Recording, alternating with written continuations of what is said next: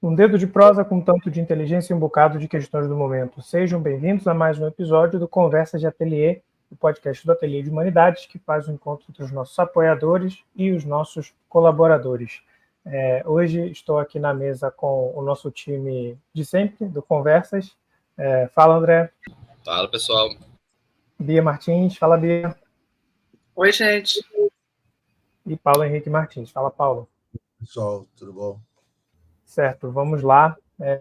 Para o nosso Conversas de hoje, a gente começa com um tema um tanto quanto polêmico e igualmente popular, com a questão: o que é ser corrupto? Escolhendo esse tema, a gente teve uma breve discussão sobre que tipo de corrupção a gente estaria falando, né? A Bia perguntou: a gente falar de corrupção em que sentido? Corrupção no sentido das organizações, no sentido individual? Isso me colocou a pensar um pouco sobre esse termo. O que é isso, né? O que é corrupção? O que a gente está querendo falar aqui? E o que é ser corrupto, né? Agir de maneira corrupta. Me lembrei de um clássico da sociologia e do pensamento social brasileiro, que é o ensaio Dialética da Malandragem, do Antônio Cândido, que ele vai analisar o livro Memórias de um Sargento de Milícia, livro do Manuel Antônio de Almeida. Não vou falar muito do livro, nem nada assim, mas a ideia do Cândido eu acho muito boa. O nome do ensaio é Dialética da Malandragem, que eu acho que é um dos melhores títulos de ensaio que já se viu. E nesse livro ele vai descrever, nesse ensaio, né, o Antônio Cândido vai argumentar que nesse livro, Memórias do Sargento de Milícia, o autor ele consegue, de certa forma, expressar uma característica estrutural da forma do processo social brasileiro, que ele vai denominar de dialética da malandragem.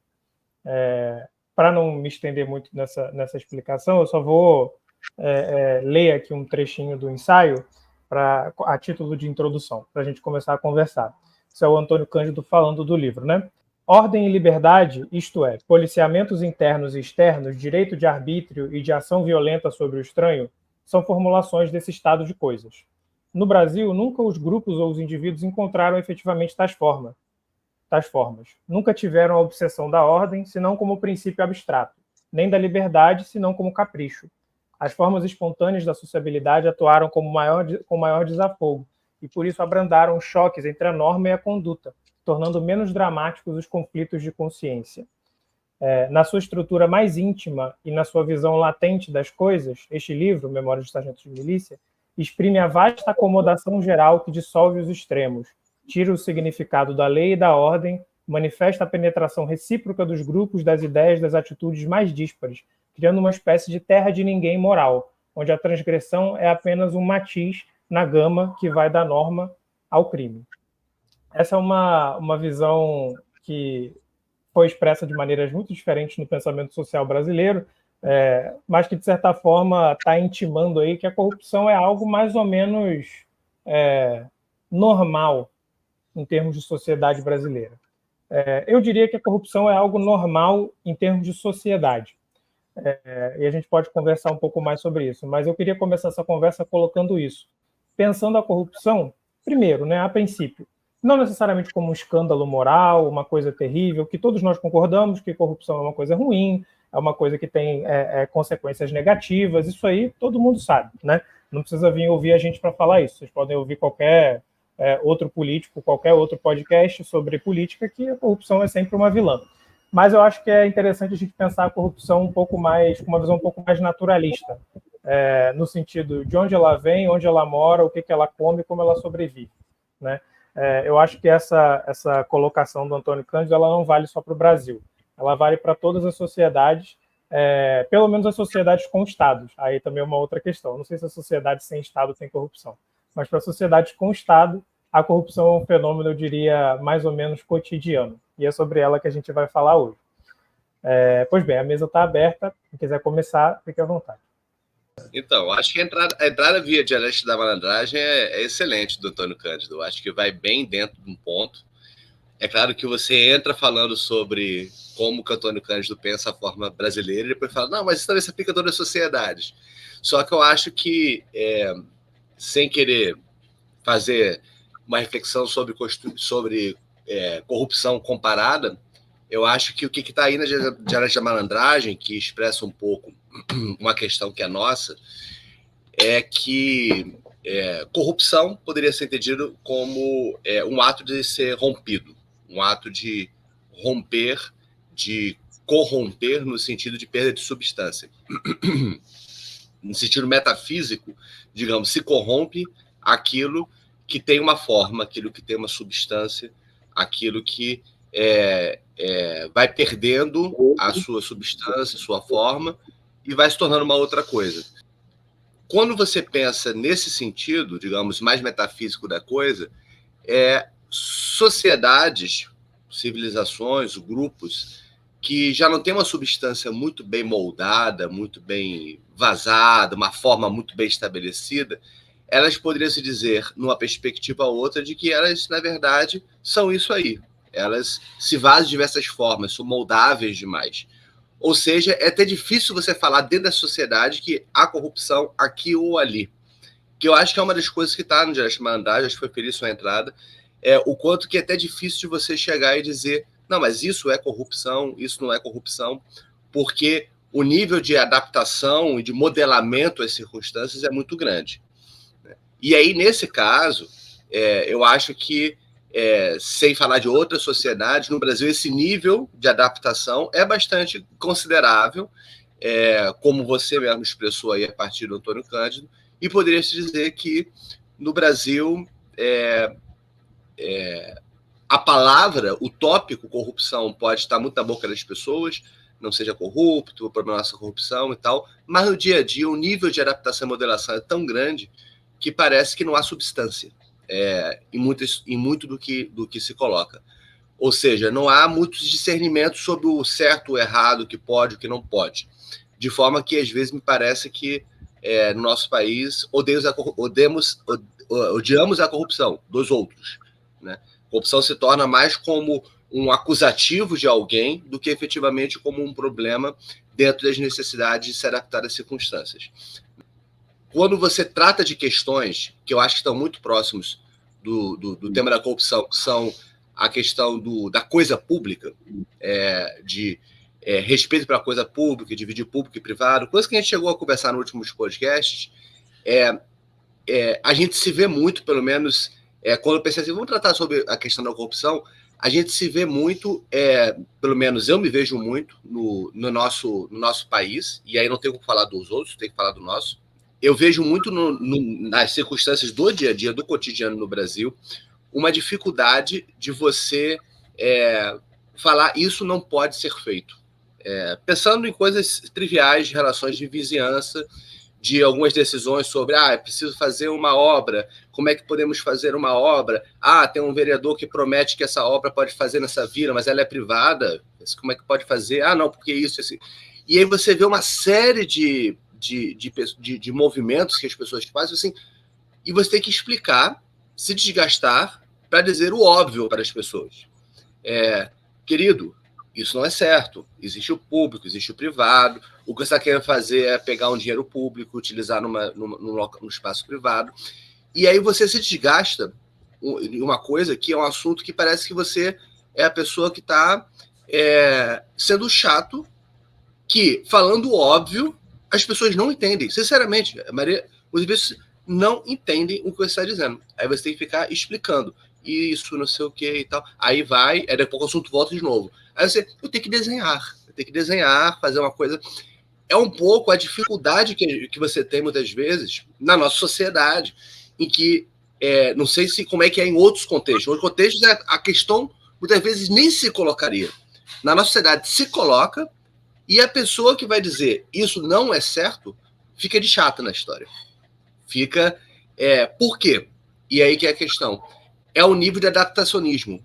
Ainda que a pessoa diga, realmente isso não é muito certo, mas todo mundo faz. Isso é uma forma de resolver as coisas. E aí essa coisa meio acomodatícia que existe na nossa sociedade faz com que tudo fique fluido. Tudo fique mais ou menos acomodável. E é muito difícil se falar do ponto de vista de princípios. Não. O princípio diz que isso não pode. Ainda que você tenha 1000 condutas de driblar os princípios para fazer aquilo se tornar, digamos, retoricamente plausível, né? E a última observação, as mesmas pessoas que muitas vezes se acomodam a situações que são obviamente, né, erradas, são as mesmas que defendem políticos que querem acabar com a corrupção e colocam a corrupção como uma pauta importante nas suas decisões, o combate à corrupção. Então, essas coisas se encaixam na cabeça das pessoas, coisas que aparentemente são contraditórias. A conduta do dia a dia não necessariamente se liga com a pauta que a pessoa coloca. A pessoa vai falar, muitas vezes, que o maior problema do país é a corrupção, mas isso não implica a pessoa necessariamente no seu dia a dia, né? Mais uma vez, isso volta à questão do quanto que é difícil na nossa sociedade você falar de corrupção, porque as coisas vazam para todos os lados. Elas são muito, muito plásticas. Então, muitas vezes cabem condutas contraditórias dentro da cabeça das pessoas e elas lidam muito bem com isso. Resumindo, né, o Brasil ele inventou a abolição das grandes narrativas muito antes de Lyotard, né? Quando o Lyotard estava querendo acabar com os princípios e saudando a fluidez, a pós-modernidade, a gente já estava nisso já há muitos anos já. Vanguarda. Quando o Lucas falou desse tema, né, da corrupção, me veio primeiro mesmo esse pensamento, né? Como abordar esse tema? A gente vai pensar em termos políticos, mais amplos, institucionais, ou a gente vai pensar no plano mais subjetivo individual, que o André colocou, né, de como é que é o brasileiro. Então, eu pensei assim, me vieram algumas ideias, né? Primeiro, assim, eu pensei na questão do homem cordial, né, brasileiro. Então, já que as relações se dão através do coração, né, então isso favorece muito, né, favorece o favorecimento, né, o compadrio, as relações em que eu vou favorecer aqueles que são os meus, e isso é natural, né, embora, se a gente for olhar isso de uma forma mais fria, né, isso é uma corrupção, porque você não está usando o critério básico da impessoalidade, né, no seu julgamento e nas portas que você está abrindo em diversas dimensões aí, seja na política, seja nas organizações empresariais, né? Então, acho que teria assim, esse pano de fundo aí brasileiro, né, em que as coisas se dão mais a partir das relações pessoais, né? Então, isso é natural. É natural que um presidente, por exemplo, favoreça os seus filhos e os seus eleitores estão sempre dizendo que acusando o outro lado de corrupção, né? E aí, então, caiu nessa outra... odeio a corrupção dos outros, né? Exatamente. E não vejo aquilo na minha lente, né? Aquilo que não interessa, eu não vejo, só vejo do outro lado de lá.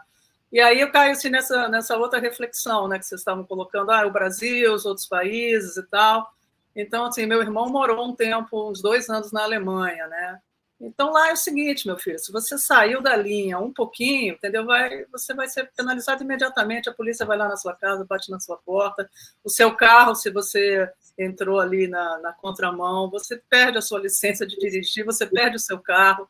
Então, eu acho que essa característica, assim, pessoal, né, da moral, o brasileiro também, ele é muito leniente, mas tem a ver também com, vamos dizer assim, a estrutura da própria sociedade, a estrutura legal da própria sociedade, né, que deixa, né, ou não deixa fazer algumas coisas. Então, nesse ponto também, eu estava pensando, né, nessa questão assim, dessa narrativa, né, da corrupção. Então, hoje em dia, a gente vê como é que colou, né, Lula ladrão, né, todo mundo não, uma grande parte aí, né, do pessoal mais bolsonarista, de direita, para eles é muito claro que eles têm claro na cabeça que o Lula é ladrão. Mas como é que conseguiu colar essa narrativa? Não estou defendendo o PT, dizendo que não houve nenhum tipo de corrupção no governo do PT. Mas como a gente estava conversando, a corrupção ela é inerente ao Estado, né?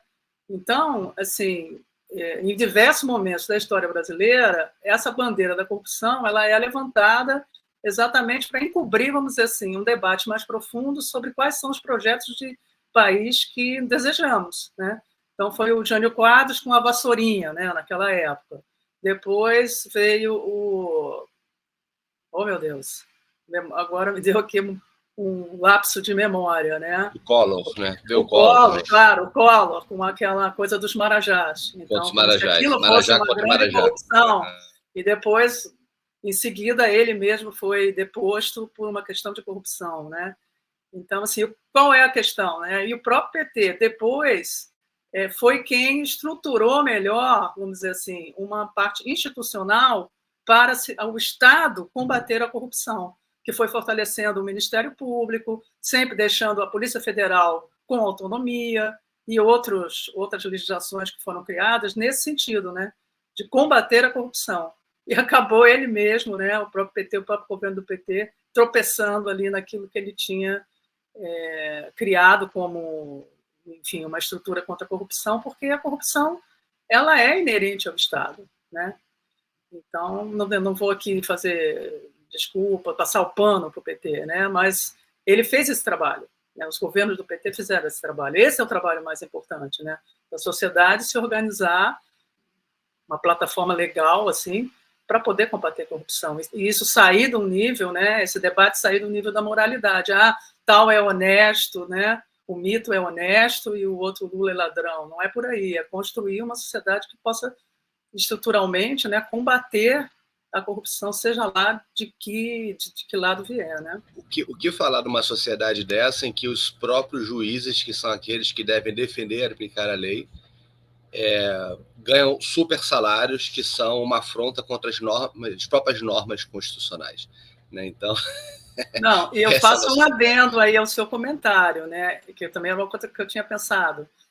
São esses os juízes supremos aí da corte que aceitam viajar ao exterior.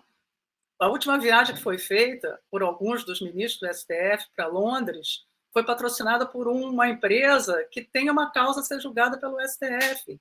Quer dizer assim, que é mais corrupção com isso, né? Como é que isso realmente é uma grande contradição do nosso sistema aí, de Estado político, né? Porque como é que pode a própria justiça agir dessa maneira, né? Os representantes maiores da justiça deixarem esse flanco, né? Imagina, eu ficaria envergonhado se o limite constitucional é 55 mil e eu ganho 300 mil por mês. E eu sou o juiz que devo defender essa Constituição. Pois é, gente. Eu estava pensando aqui o que eu poderia contribuir, porque eu acho que vocês já falaram praticamente o que é essencial pensar a questão da corrupção do ponto de vista do campo da moral, do campo da política. Mas, assim, o Lucas falava no início, assim, que ele dizia, bom, eu acho que a correção é algo geral. Essa ideia do algo geral que existe, eu acho que existe no campo da química, da física, também existe essa discussão. Corrupção dos sistemas, o sistema deixa de funcionar. Do mesmo jeito que um sistema se constitui, um sistema se degrada. Então, há algo assim, do ponto de vista da ordem dos fenômenos, pelo menos dos fenômenos físicos, né, que tem a questão de se constituir e se desconstituir, que se corrompe. Então, tem algo, digamos assim, na constituição dos seres vivos que tem algo chamado possibilidade de desconstrução, desorganização sistêmica dos seres vivos, dos seres humanos e das crenças humanas, que não é normal. Não é normal existir. Estou pegando o que o Lucas falava inicialmente. Não é normal, isso existe. Então, eu acho que essa o reconhecimento dessa possibilidade permanente de existir a degradação das virtudes e dos códigos, dos costumes, penso que é algo inevitável. O que talvez, do ponto de vista da organização da vida humana, o que muda é a perspectiva sobre isso, né? Assim, eu vejo assim, que tradicionalmente, a gente pensar a questão da ética protestante, da religião, há uma perspectiva de dizer assim, existe um código de virtuoso ligado à religião, né? E ligado ao trabalho feito da forma produtiva, etc., que é um espaço de proteção contra a corrupção. Existe uma outra coisa que, assim, talvez outras religiões que não são as protestantes, calvinistas, luteranos, e que esses são espaços de corrupção. Então, a Igreja Católica, com seus dízimos, seria um espaço de corrupção, e a ética protestante, calvina, etc., seria uma ética de não corrupção. Então, haveria a religião conseguiria criar um espaço das virtudes, o que é o virtuoso e o que não é o virtuoso. Isso é uma leitura que a gente pode ver até hoje ainda, porque, de certa forma, eu vejo que, do ponto de vista da política do Brasil, acho que os pastores neopentecostais têm um pouco esse discurso da virtuosidade, né? Nós somos os eleitos por Deus, etc., etc. As tribos que serão enfim, escolhidas. Tem uma discussão sobre virtuosidade e honestidade, e a sociedade pagã, a sociedade que não é nem pagã, a sociedade que seja cristã, mas que não seja neopentecostal, seria uma sociedade aberta para a corrupção. Embora a gente saiba que na prática não é assim que funciona. Né? Na prática, muitas vezes, grande parte desses pastores eles são indivíduos que usam, digamos, sei lá, a retórica da anticorrupção para esconder uma prática de corrupção. Então, tem aí algo assim que usa a corrupção como desvio de conduta moral, aí pensando na sua relação com a religião, a corrupção como apropriação política privada de recursos públicos, né? A apropriação como fake news, ou seja, condenar o outro como corrupto é uma forma também de você se proteger e se valorizar, mesmo que você seja o corrupto de plantão, você chama outro de corrupto para você poder se proteger. Então tem um fake news aí, a manipulação das narrativas. Tem também, eu acho, a corrupção como uma questão de uma dignidade dos humilhados, dos humildes, dos pobres. Nós somos pobres, mas não somos corruptos, nós somos honestos. Seria uma forma também de se apropriar da construção de uma virtude, de uma prática virtuosa, mesmo na pobreza, e que me permitisse me distinguir dos ricos, que seriam, talvez,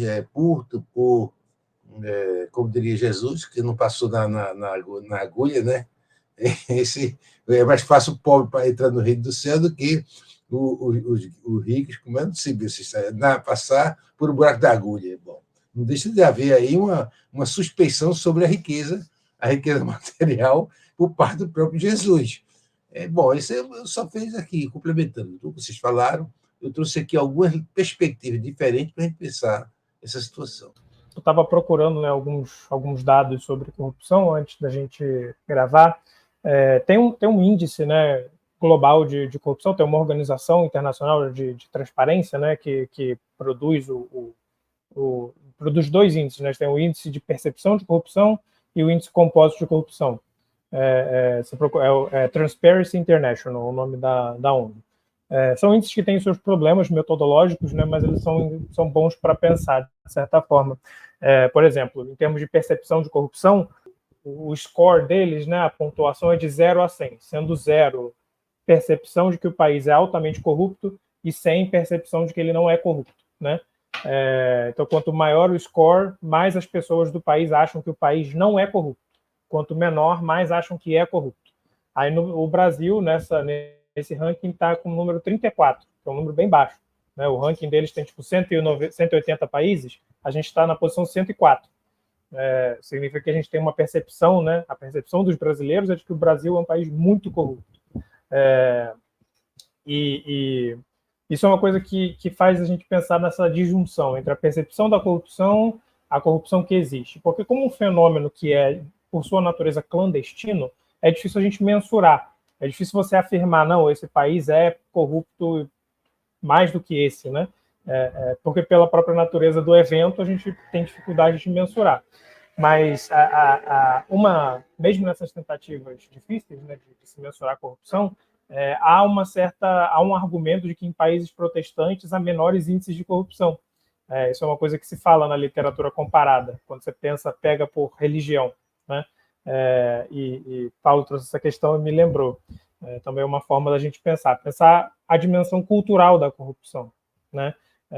Não necessariamente a dimensão mais política do assunto, ou mesmo pensar por um viés de escolha racional, né, que é algo muito popular dentro da literatura sociológica sobre a corrupção, mas pensar sobre os costumes mesmo, né?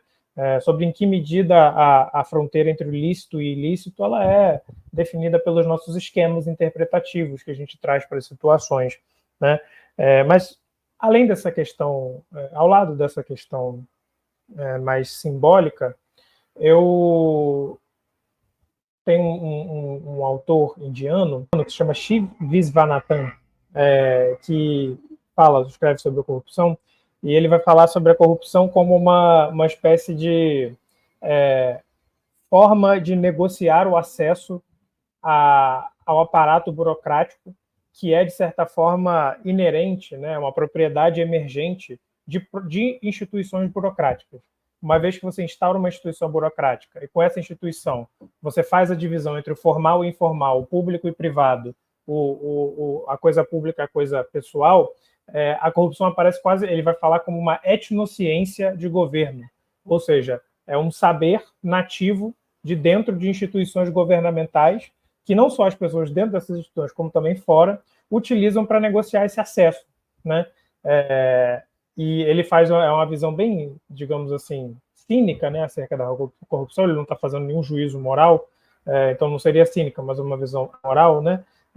Mas me fez pensar sobre as diferentes experiências de corrupção, porque um outro dado sobre percepção de corrupção é que pessoas com maior renda e maior nível de educação costumam perceber mais corrupção, ou dizem que percebem mais corrupção. E aí isso me coloca, né, a questão de quando a corrupção é uma estratégia, uma forma de acesso a um estoque de recursos que, de outro modo, não estaria acessível, né? O André falou dessa questão da acomodação, da adaptação, é verdade. Mas e quando a acomodação é necessária? E quando a adaptação é uma forma de sobrevivência, né? Isso também não é algo que a gente deveria pensar, e aí talvez virar um pouco o registro moral da corrupção. É verdade que tem a corrupção, né? A definição clássica do uso público para o bem privado. Mas tem uma virada que o próprio Antônio Cândido vai fazer na Dialética da Malandragem, que ele vai falar da possível virtude positiva da corrupção, né? Ou não da corrupção, mas da malandragem. Ele vai falar da malandragem como uma forma social que, de certa forma, coloca em xeque os efeitos nocivos de uma visão demasiado institucionalizada, burocratizada e viciada de ordem, né? E aí é claro que a gente não está falando mais, enfim, a gente não está falando dos esquemas de corrupção dos grandes políticos, eu estou falando aqui da corrupção desse sentido, de uma negociação de acesso a algo que é inacessível, né? É uma questão polêmica e moralmente muito complexa, mas eu acho que vale a pena trazer. Esse artigo do Andiano foi o que traduzi, que foi publicado no blog do Sofilo, foi o que traduzi lá atrás. Eu achei o artigo muito complicado, esse artigo. Foi lá no blog do Sofilo, foi do 2014, 2000. Eu entendo o ponto como sendo, e eu entendo que isso se aplica ao Brasil no sentido de você, às vezes tem instituições que você precisa, sobretudo os mais vulneráveis, gerar uma série de adaptações e dribles em relação às regras das instituições para acessar recursos, para conseguir sobreviver. E ele está falando da Índia, no Brasil, e de Brasil, nesse caso, pode estar muito próximos nisso. Só que, olhando para o horizonte da experiência de vida, né, e não intelectual, no Brasil, eu acho que esses tipos de adaptações existem, mas também existe uma outra coisa, que é o quanto que as próprias instituições e essas regras, elas funcionam para que agentes também as utilizem a seu favor, cooptando e dominando fatias vulneráveis da população, incluindo também a classe média, que também tem a sua vulnerabilidade, né? Então, não é uma coisa ou outra, não é, digamos assim, driblar o Estado. O Estado funciona de uma forma em que uma sociedade demasiado atomizada, uma sociedade demasiado fragmentada e numa espécie de, às vezes, de salve-se quem puder, ou numa expressão bem popular nordestina, farinha pouca, meu pirão primeiro, o Estado entra como esse ente que, como todo mundo preda, vamos predar também. E se tem aquela pessoa que dá o jeitinho para a gente faz, né? Então, não é uma coisa que aparece como algo que poderia significar uma resistência. No Brasil, eu não vejo isso. Uma resistência, uma tentativa de escapar desse aparelho burocrático. O aparelho burocrático, ele entra como um recurso que se acessa quando tem posições de poder e que se usa para benefício próprio, manipulando pessoas que, no fim das contas, na sua impotência, elas acabam fazendo uso do aparelho de esquemas para conseguir acessar. Mas é muito mais sinal de impotência, uma dificuldade muito grande no Brasil de você ter soluções via ação coletiva, efetiva, via capacidade de autogestão.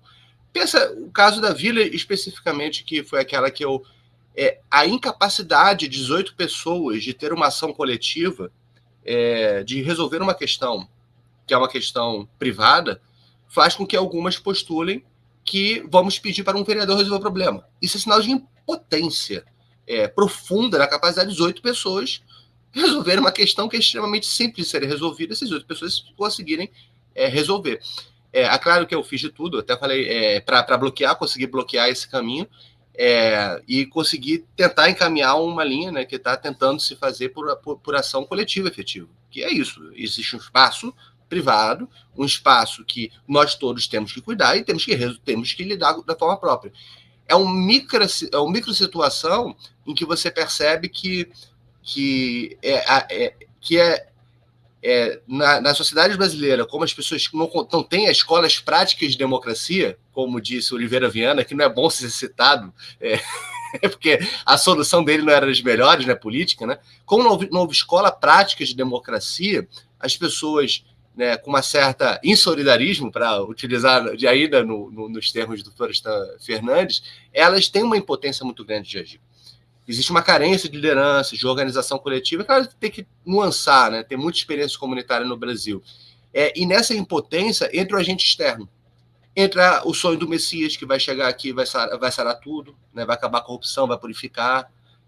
Entra as figuras do Estado, entra o vereador, entra o político, entra o policial, a polícia para botar a ordem no pedaço, né?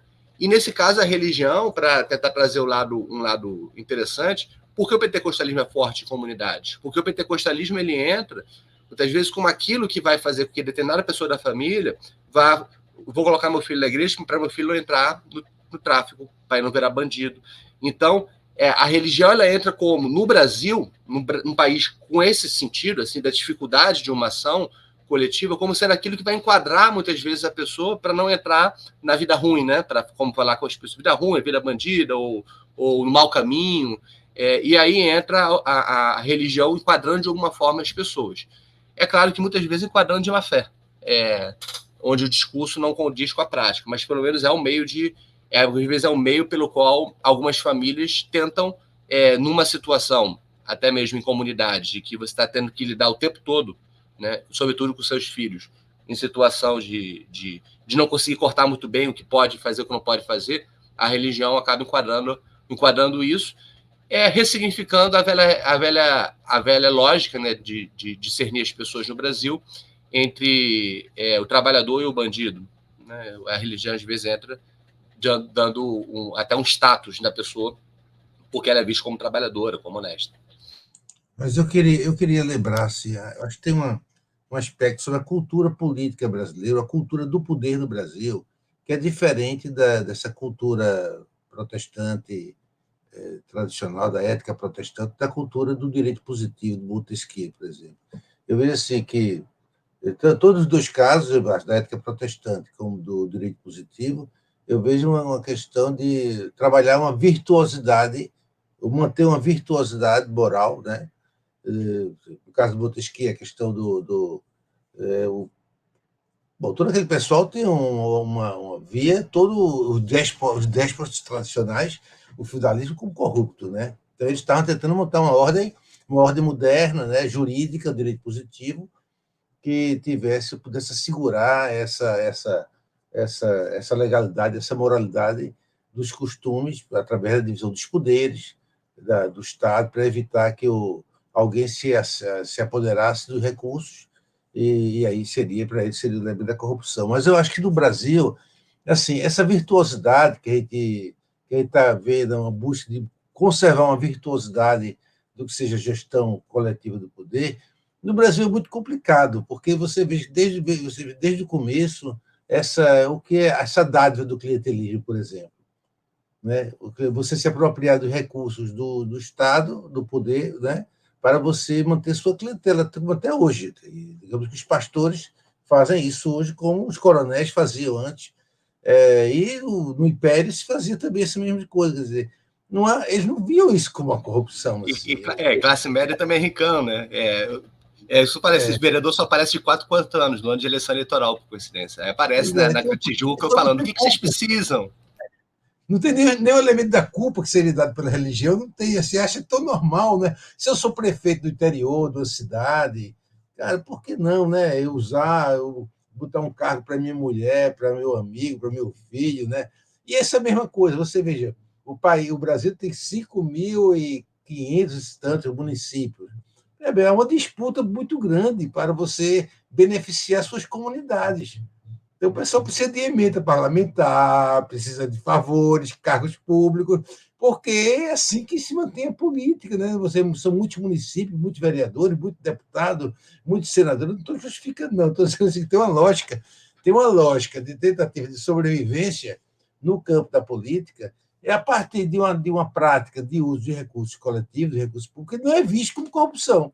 As pessoas veem como sendo algo supernatural usar o dinheiro da prefeitura da merenda escolar para beneficiar minha irmã, minha filha, sei lá. Você se apropria sem se culpar por causa disso. Quer dizer, então, por mais que o sistema jurídico, baseado na linha do Montesquieu, na lógica do Montesquieu, tente definir o que é público, o que é privado, o que embora eles mesmos, já como já foi falado aqui, os próprios juízes estão melados com essa lógica da apropriação privada dos bens públicos, mas, na verdade, assim, a Constituição tenta repetir um pouco a questão do direito positivo, que seria manter a virtuosidade dos costumes, dos códigos morais coletivos. Mas, na prática, no Brasil, a gente não vê isso. Né? Na prática, assim, as pessoas não têm culpa, nem se sentem, de fato, responsáveis por manter nenhuma virtuosidade da política. É uma questão cultural, como diria Roberto da Mata, é o jeitinho brasileiro de ser, né? É isso. Eu estava pensando nisso que o Paulo falou, né, no clientelismo. Né? Então, se a gente for pensar num ecossistema da corrupção, né, brasileira, então, na política, né, o clientelismo não só como você favorecer sua família, mas também de você alimentar a sua base eleitoral. Né?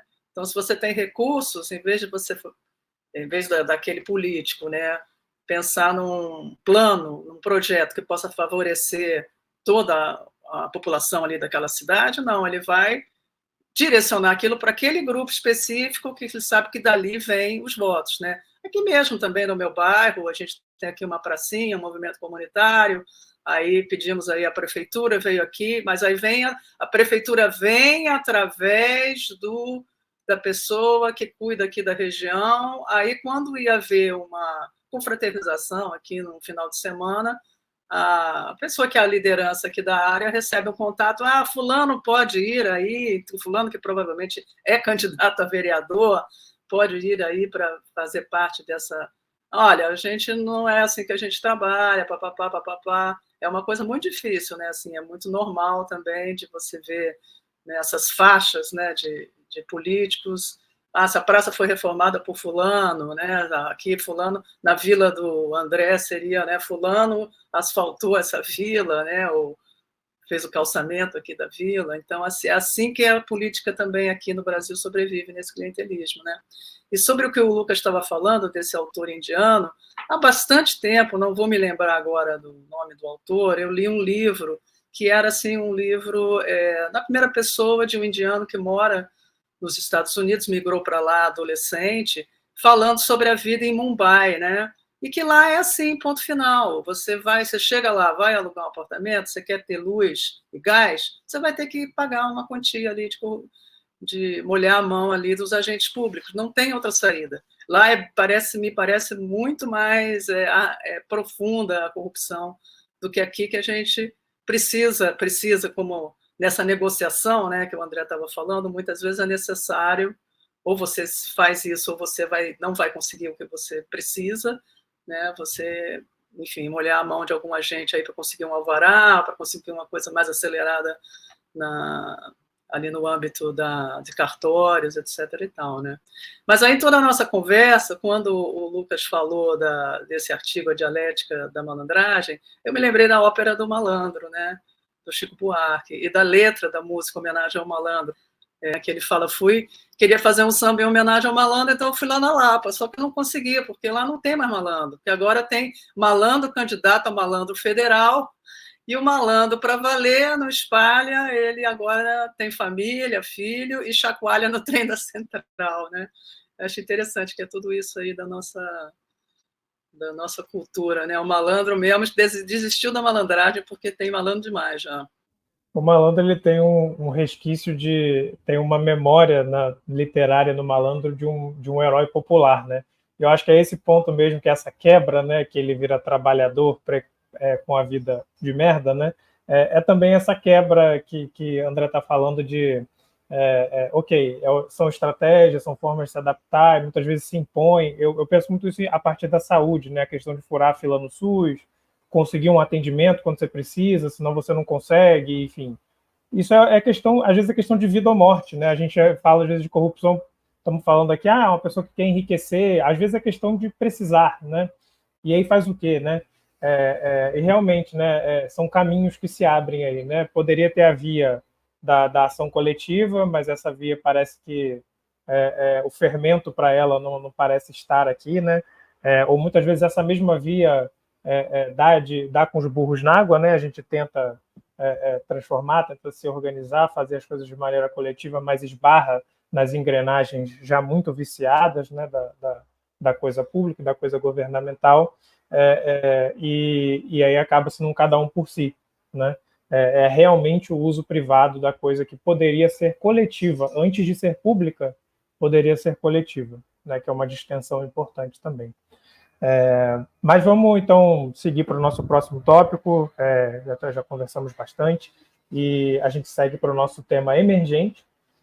A gente vai falar aqui sobre a greve nas universidades e institutos federais no Brasil. A greve começou há mais ou menos um mês. Professores e técnicos administrativos de mais ou menos 47 instituições federais estão em greve. Essa adesão é uma adesão também com aspas, né? Por exemplo, no UFRJ, onde eu estou vinculado, os técnicos estão em greve, os servidores, os professores não estão, tendo aula normal, algumas estão mais paradas. E a gente vai falar um pouco sobre essa greve, qual é o contexto, o que está acontecendo, enfim, discutir essa questão. É isso, a mesa está aberta. Bom, já numa das primeiras conversas que eu tive com o André, quando a gente se aproximou, a gente já conversava sobre a questão da universidade, né? Essa situação da universidade brasileira, porque é escandaloso o sucesso técnico corporativo da universidade do Brasil, da universidade pública e privada do Brasil. É um sucesso fantástico.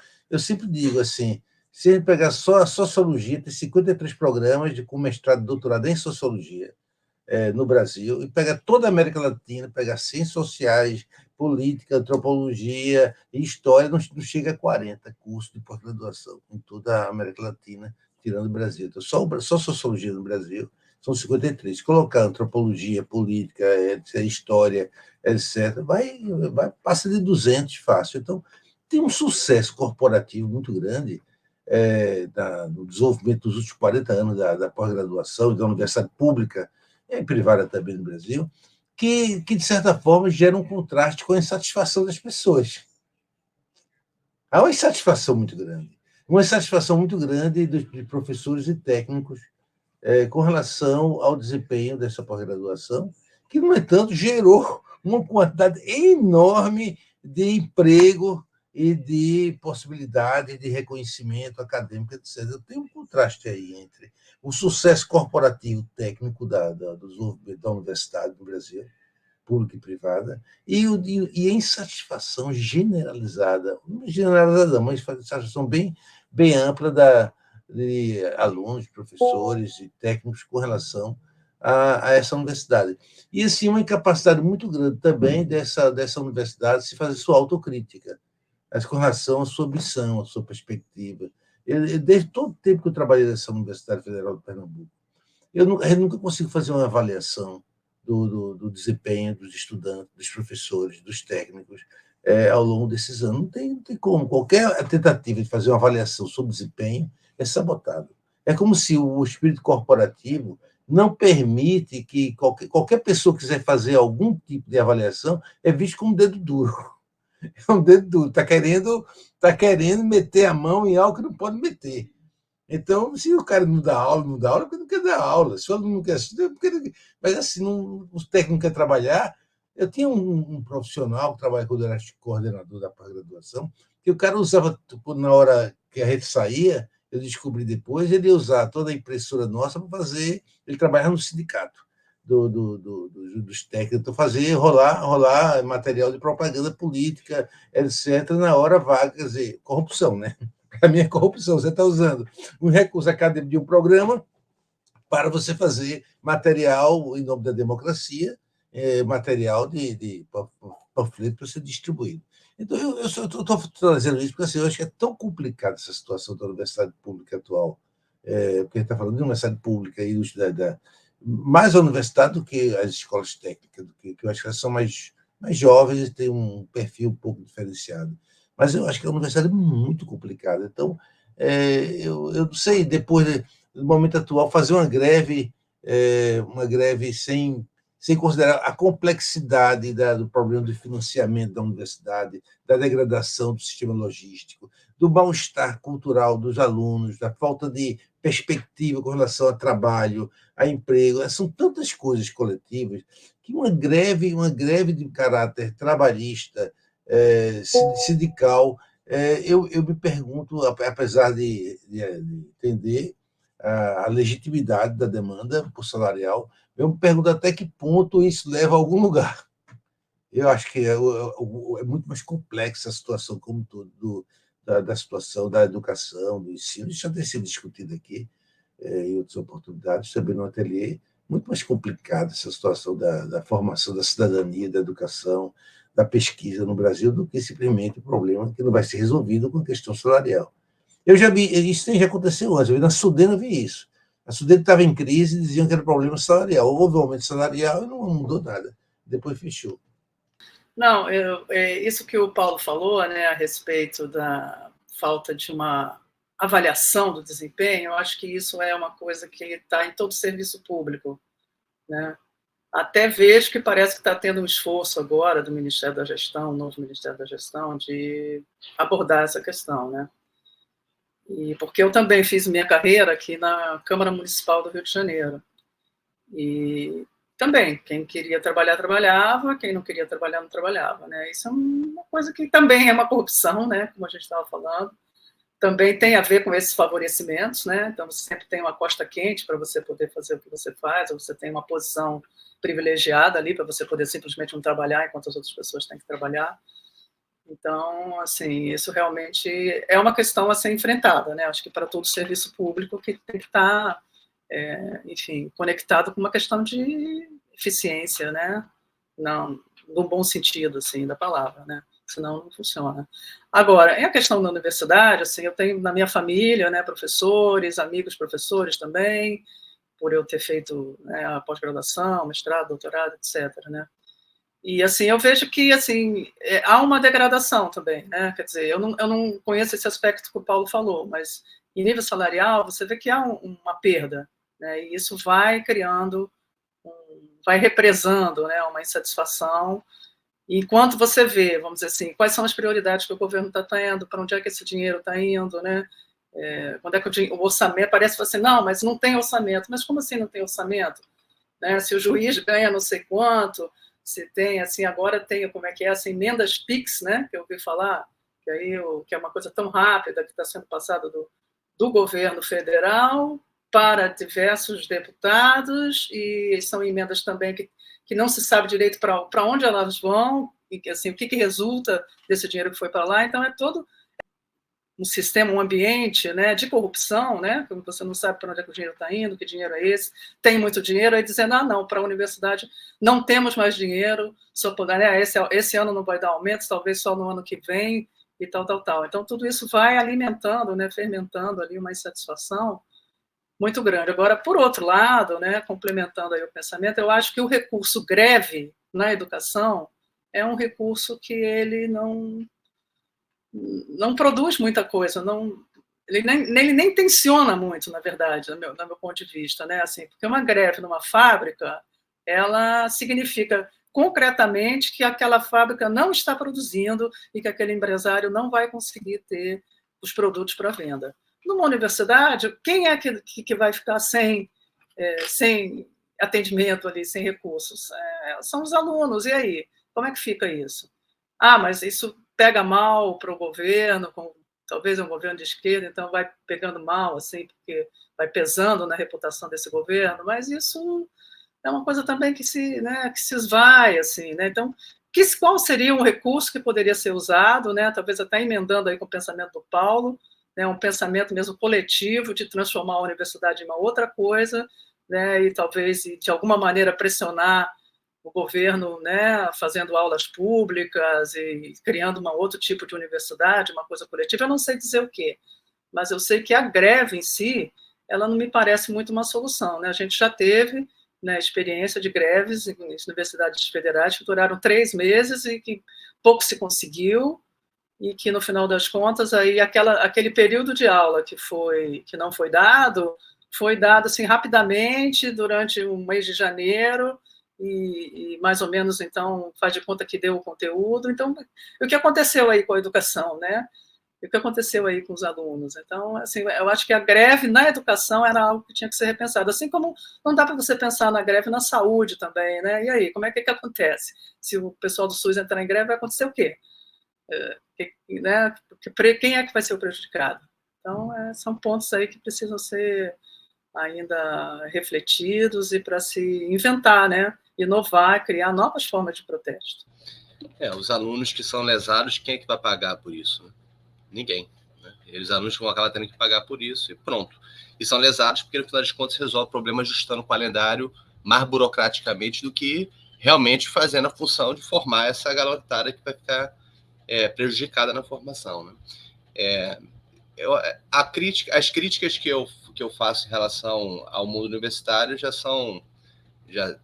você já conhece bastante, né? Quem acompanha as coisas. Que a gente vai refletindo, vai pensando, vai publicando. Eu acho que dentro de uma universidade em que a parte mais interessada que são os alunos já percebem que o sistema não funciona, levando-os em consideração, você fechar as portas dizendo: vamos parar aqui para resolver nossos problemas, voltem aí quando a gente tiver resolvido, só é digamos, um tiro no pé ou até uma pá de cal na universidade. Há diversos mecanismos, como a Bia disse, de lidar, de tensionar, de realmente levantar os problemas do mundo universitário, e não é pela greve que vai se fazer isso. Mas, no fim das contas, as coisas têm que ser ditas. No final das contas, a reivindicação não é pela melhor universidade, não é pela... são reivindicações salariais, corporativas. Se repassa os salários, vai tudo embora e continua tudo a mesma coisa. O professor cuidando da sua própria carreira, os departamentos, as universidades já esvaziadas, ninguém pouco preocupado com o destino dos estudantes que são formados, que se dane, né? Que vão formar, se virem aí para arranjar lugar na sociedade, gestão completamente improdutiva, os funcionários fazendo corpo mole. Então, a gente sabe que, no fim das contas, não é um interesse pela questão pública a universidade. Até porque não se pode confundir, ainda mais no Brasil, muito, muito simplesmente, público e estatal. Estatal não necessariamente é o público.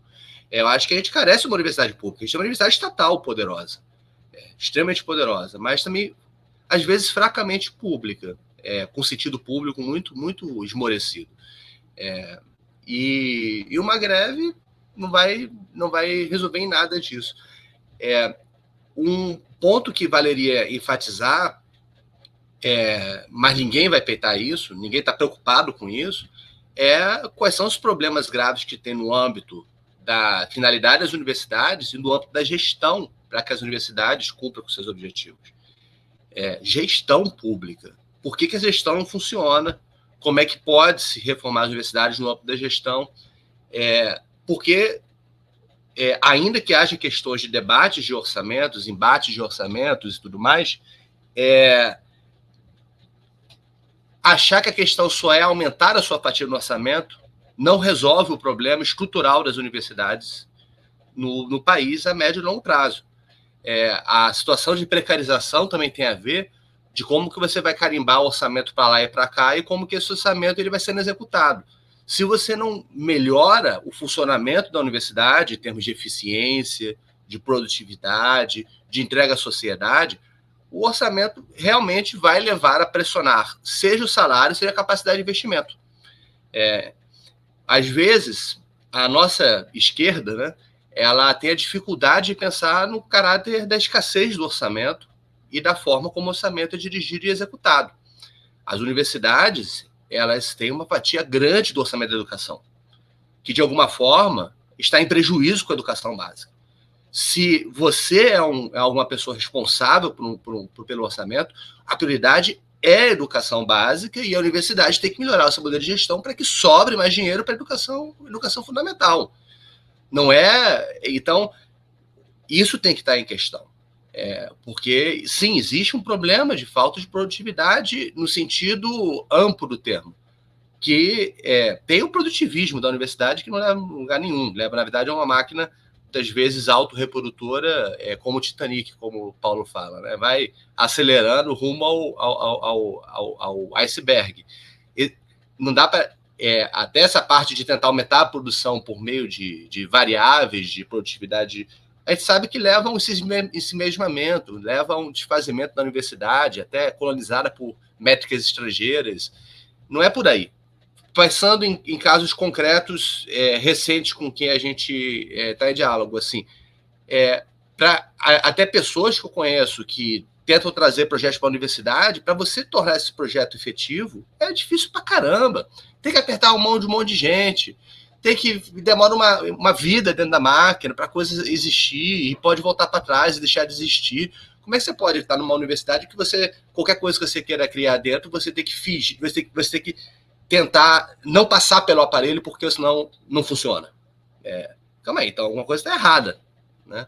Está errado, porque a universidade era para as coisas funcionarem, e não para você tentar... vamos tirar o máximo possível de dentro da universidade para ver se funciona. Tem alguma coisa muito errada aí na história. Essa lógica, que é uma lógica corporativista, em todos os sentidos, tanto dos técnicos quanto dos professores, ela tem que ser dita, porque senão mascara tudo em função de um falso interesse público e em função de demandas, obviamente, salariais. As pessoas têm seu emprego, querem ter salários, querem ter salários dignos, ok. Mas existem questões que transcendem isso, que diz respeito ao que você está entregando para a sociedade, o que você está entregando para os alunos, que são a principal parte interessada nisso. Está entregando efetivamente? Quando o governo vai botar o dinheiro, ele quer saber qual é o retorno à sociedade. Isso é importante. Está retornando quanto? Quantos bilhões está colocando e quanto está retornando? São questões que, no fim das contas, vão ser cruciais. E, no caso das nossas universidades públicas, eu acho que a gente está mascarando uma crise que é preciso resolver para não degradar de vez a instituição. Não ter um processo de degradação e, no final das contas, o escape pela universidades privadas. Se as universidades públicas começarem efetivamente a degradarem e as universidades privadas serem um local de fuga para as classes mais abastadas, a tendência é a gente ter no cenário das universidades públicas, em 10 anos, 15 anos, aquilo que aconteceu com a educação fundamental, que é universidade pública para pobres e universidade privada para pessoas de dinheiro. Eu queria complementar algo rapidamente, André. Assim, tem dois setores, você fala muito bem, universidade pública e universidade estatal, mas na verdade é uma universidade mais estatal do que pública. Na verdade, é um sistema mais corporativo do que público, embora tenha uma função pública, porque se existe uma instituição no Brasil que ela valoriza, digamos assim, a inserção social, digamos assim, das classes mais desfavorecidas, é a universidade. Ao lado da universidade é o Exército. O Exército é a polícia também, um lugar de favorecimento. A universidade Então, ela tem um caráter público, mais ou menos, porque ela abre esse espaço da inserção social. Agora, tem dois lugares na universidade pública que greve não mexe muito. Por exemplo, as áreas de informática, de tecnologia, essas áreas que tem nuclear, que tem convênios com o Google, com Petrobras, e não tem jeitinho, não, entendeu? Tudo tem que funcionar, continuar funcionando, porque eles têm calendários. Senão vou perder o financiamento da Petrobras, da Google, da Nike, você sabe, do pessoal que está investindo em baterias, motores, etc., que é muito forte aqui em Pernambuco para financiar essa área da física. Então, esse pessoal eles recebem dinheiro e bolsas dessas empresas privadas para projetos. A Petrobras faz um projeto de cooperação, um contrato que tem prazo, 6 meses, um ano, tem resultados concretos, e a equipe é paga, inclusive secretaria, pesquisador, estudante, todo mundo é pago por isso. Então, isso continua funcionando do mesmo jeito. Outra área é a pós-graduação. Tem que continuar funcionando. O que vai acontecer é o seguinte: quem vai ser penalizado são os professores que têm mais responsabilidade com relação ao programa, porque a secretaria deixa de funcionar e o coordenador tem que continuar funcionando, porque senão vai perder as bolsas. Se perder as bolsas dos programas de pós-graduação, acabou o programa. Então, o programa tem que continuar funcionando, atendendo às demandas da CAPES, do CNPq, só pedindo de fechar o programa. E olha a irresponsabilidade, um programa construído durante 30, 40 anos, gerações de pesquisadores tentando construir um programa de pós-graduação, de repente uma greve pode fechar um programa desse, porque as bolsas podem perder. E, além do mais, eu vi agora recentemente aqui no Cefis, no Centro de Filosofia, a gente tem que pedir, o nosso coordenador tem que pedir licença à diretoria do centro para assegurar que nós, professores, possamos entrar nós da pós-graduação, que temos que continuar dando aula, porque senão a gente não acessa a sala de aula, o espaço físico da aula, e nós precisamos dar aula. A não ser que diga, não, vamos dar todo mundo a aula virtual. Então, ninguém tem mais responsabilidade nenhuma, que também é uma outra saída muito confortável. Nós continuamos funcionando nossos grupos de trabalho, da pós-graduação online, e a universidade fica entregue às moscas. Você abandona a atuação física, que me parece uma coisa completamente louca. Imaginar uma universidade que tem que abandonar a ação física coletiva na construção de sua trajetória. É isso, estou falando de uma coisa bem especial que eu estou observando aqui em Recife hoje. Então, eu queria só falar mais um pouco, assim, porque eu vejo assim, que a universidade pública brasileira, ela apesar de todos os problemas, sabe? Eu acho que ela continua sendo, assim, muito importante, né? Não só para a formação de milhares, sei lá, centenas de milhares, né, de brasileiros e de ascensão social, mas também de muita produção de conhecimento. Quer dizer, apesar de tudo que está sendo dito, de toda a corrupção, de todo, eventualmente, corpo mole ali de parte dos integrantes dessa universidade, assim, aos meus olhos, assim, não se compara a universidade privada com a universidade pública brasileira, sabe? Assim, aquilo que é produzido, aquilo que a universidade dá para a sociedade, eu vejo que ela dá. Apesar, podemos pensar, não, mas ela poderia dar muito mais, beleza. Assim, mas eu acho que ela é um grande patrimônio brasileiro. Assim, do meu ponto de vista, assim, que defendo, assim, com todas as minhas forças, entendeu? Assim, temos que encontrar uma maneira, né, de que a universidade se fortaleça, e, assim, acho que a questão salarial, assim, também não colocaria só, assim, do ponto de vista corporativo, porque você vê o seu salário se degradando ano a ano, entendeu? É uma coisa muito difícil, né? Então, vem a inflação, você não tem reajuste, um ano, no outro você tem uma quantia muito menor do que aquela que foi a inflação, então você vê se degradando, né, aquilo que você passou não sei quantos anos da sua vida se formando para poder exercer aquela profissão, né? Então, eu vejo assim, apesar das críticas que eu acho que tem que ter, mas eu acho que a universidade é um grande patrimônio. A universidade pública, a estatal brasileira, é um grande patrimônio nosso que deve ser defendido, já foi defendido muitas vezes, né? Que ela já houve movimentos para privatizá-la, né? Então, acho que devemos defendê-la. Só para deixar bem claro, assim, para mim, deve-se criticar aquilo que se considera como valendo mais, né? Então, porque eu acho que, às vezes, a esquiva da crítica se faz por meio disso. Assim, não, porque é importante. Tá, é importante, mas exatamente por ser importante, deve alertar, abrir os olhos, porque a gente fala assim, é importante e fecha os olhos, é a melhor forma daquilo que é importante degradar. né? Ou ser muito menos importante do que deve. No caso da universidade, a universidade pública no Brasil é um patrimônio, e por isso tem que se alertar claramente sobre os problemas que existem e a necessidade dela cumprir com seus fins. Quando, pensando sobre essa greve, me faz pensar muito também sobre todas as discussões em torno do SUS também, né? Sobre o SUS como algo que tem que ser defendido e, ao mesmo tempo, criticado e melhorado, né? E eu concordo, né? Acho que o André colocou muito bem, assim, a gente critica as coisas que a gente mais se importa, né? Que a gente acha que elas devem continuar. Eu também acho complicado, né, que o salário seja o foco, até o foco em termos de mídia, né? Quando você procura sobre a greve é sobre salário. E aí as pessoas vão olhar isso e falar, mas um professor universitário ganha bem. Por que ele quer mais dinheiro? Ah, mas aí tem uma diferença e é uma diferença importante entre o salário de um professor e o salário de um técnico de um instituto federal. E o salário de um técnico, às vezes, numa universidade. São coisas diferentes, né? E também eu acho que vale falar, né, que mesmo que a situação seja difícil, beleza, mas o professor universitário está entre 5% de maior renda do país. Então, sim, não dá para você colocar numa posição diferente do que objetivamente está. Né? Esse é o negócio, porque assim, é o salário de quem? Né? É sobre a recomposição salarial de qual categoria? São categorias diferentes, mas que estão aí agrupadas dentro da Universidade Federal, o que esconde uma divisão, uma hierarquia interna das universidades federais. Porque se você pensar, por exemplo, grandes programas têm professores que ganham bem, muitos professores e pouquíssimos técnicos, muitas vezes.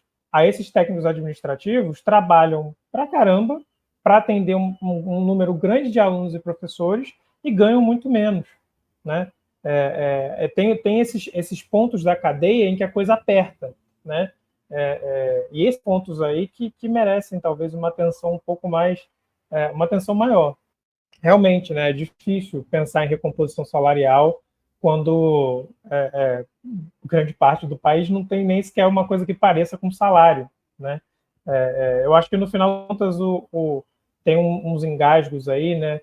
Me parece que tem um problema habermasiano aí de desencaixe entre a reprodução sistêmica e a legitimação, né?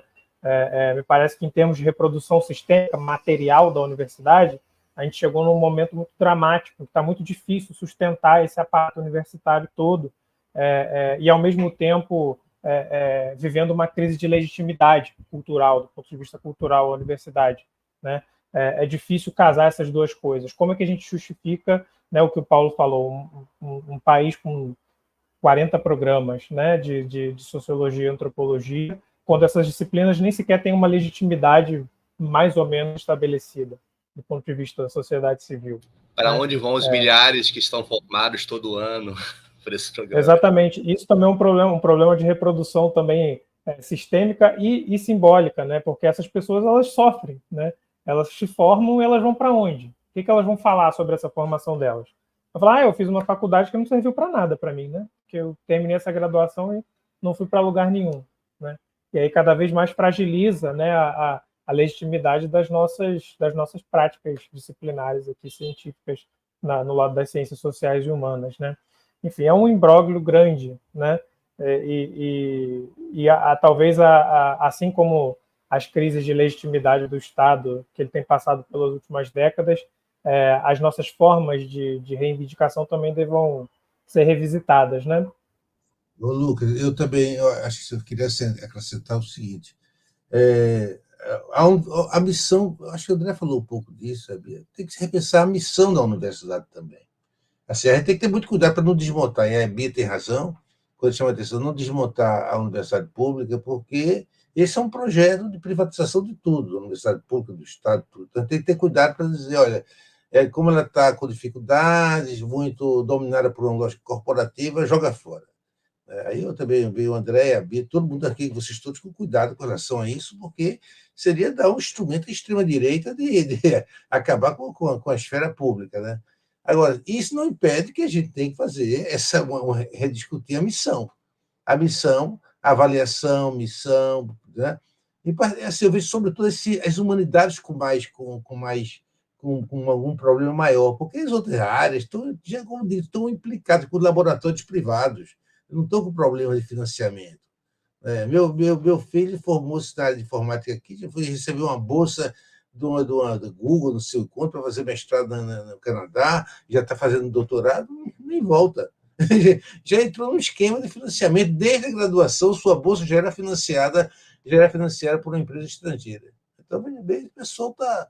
A humanidade é um problema, porque nós tínhamos uma grande missão, que era formar os quadros dirigentes. Pode chamar ele, não era formar os quadros populares. Perifericamente, sim, através de Paulo Freire e outros, mas essencialmente era formar os quadros dirigentes. Quem vai ser o engenheiro, o advogado, a burocracia de modernização do Estado brasileiro, sobretudo, era as humanidades. E agora? Como é que fica? Né? Como você diz, e agora? Vamos formar nós aqui, vamos ser sociólogos, e vamos esperar uma vaga na universidade, ou, como o André diz, mas não existe vários Andrés por aí, vai formar uma outra universidade, de outra estrutura.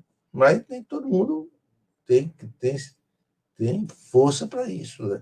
Então, assim, eu acho que isso tem que ser discutido em algum momento. Quando a Bia diz, tem que discutir para onde vai, porque se não discutir, meu amigo, não tem muito tempo. Não tem muito tempo assim. A lógica corporativa não é suficiente para segurar a missão de uma universidade. Nós somos universitários, professores universitários. Ok, tá bom. Mas se sustenta durante um tempo, porque a gente tem bolsa e tem salário. Mas chega um certo momento que vão surgir universidades pentecostais, neopentecostais, e vão dizer: nós queremos pegar essa verba pública que está sendo dada a essa universidade estatal e nós queremos para nossas universidades pentecostais. Por que não? Os caras, do jeito que está indo, eles podem fazer isso. Projeto de universidade neopentecostais dele. É tão válido quanto, porque eles vão formar elites dirigentes, pastores protestantes, que vão ser futuros ministeriáveis, a burocracia ministerial. Os pastores, os protestantes. Por que não? Pode acontecer, tudo pode acontecer. Então a gente encerra aqui o nosso segundo bloco e vamos terminando por aqui hoje, nosso episódio do Conversa de Ateliê. André, diga lá onde o pessoal pode encontrar, pode nos apoiar o Ateliê de Humanidades. Se também quiser falar mais algum evento que esteja aí para acontecer, fica à vontade. Para apoiar o Ateliê de Humanidades é só ingressar no Ateliê Clube. A gente tem o nosso perfil do Ateliê Clube no Catarse. Você pode escolher a sua modalidade de filiação. A ideia do Ateliê Clube é de ser sócio-apoiador, sócio-apoiadora, diz respeito a apoiar a nossa instituição de livre estudo, pesquisa, escrita e formação, nossa instituição em rede, feita para conectar pessoas, indivíduos, instituições. E ao apoiar, já vale por si mesmo isso enquanto partícipe dessa construção e também podendo colaborar com ela da forma que o queira, também propondo coisas no ateliê e fazendo parte, tanto colaborando materialmente, quanto também colaborando da forma que você achar boa, do ponto de vista de participação. Mas o Ateliê Clube também tem recompensas. Então, você pode, ao aderir a algum dos tipos de modalidades, que é o padrão, o prêmio e o sócio-leitor, você vai ter recompensas ao apoiar, dentre elas, por exemplo, acesso ao Conversa de Ateliê integral, acesso ao Ateliê e benefícios de descontos. Então, fazendo essa participação no Ateliê Clube, há diversas vantagens, sobretudo aquela de fazer prosperar uma instituição com espírito livre e missão pública. Para nos acompanhar, também acesse as redes da gente, Facebook, WhatsApp, Instagram, e aí você tem a oportunidade de ver tudo que a gente está produzindo, que é um pouquinho de coisa aí que vai acontecendo. Mas lembre que não se veja obrigado de acompanhar tudo, para não se ver também naquilo que algumas pessoas também acabam falando: não tenho tempo de acompanhar tudo. Não, o que a gente produz não é trabalho, é coisas que você pode acompanhar dentro do seu interesse. Então, fique livre também de ir fazendo a sua apropriação do que está produzindo da forma que você achar melhor dentro do seu tempo, dentro da sua disponibilidade e seu interesse. O Ateliê de Humanidades tem o formato antológico, você não precisa seguir tudo, você pode pular onde você quiser e pegar um pedacinho e vai dar tudo certo. É isso, então. Muito obrigado, gente, pela conversa hoje. Agradeço Bia, agradeço Paulo, André, pelo tempo de vocês. A gente vai ficando por aqui e até o próximo Conversa de Ateliê. Tchau, tchau. Tchau, tchau. Então.